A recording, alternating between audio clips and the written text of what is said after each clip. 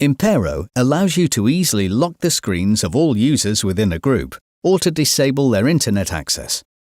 It also gives you the option to broadcast your own screen to the rest of the class.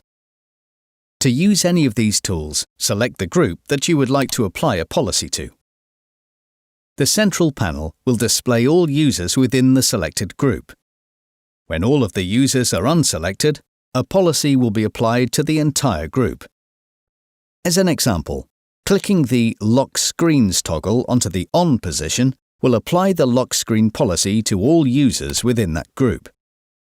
If we now look at the live view, we can see that all of the devices are locked. To turn the policy off, simply click the toggle into the Off position. Clicking the Disable Internet toggle into the On position will prevent all users within the group from accessing the Internet. If a user now tries to browse the Internet, they will see a message stating that the Internet is disabled.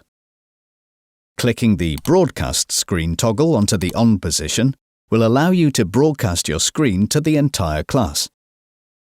When the Cloud extension is in place, you will have the option to broadcast your current screen, an application window, or an open Chrome tab.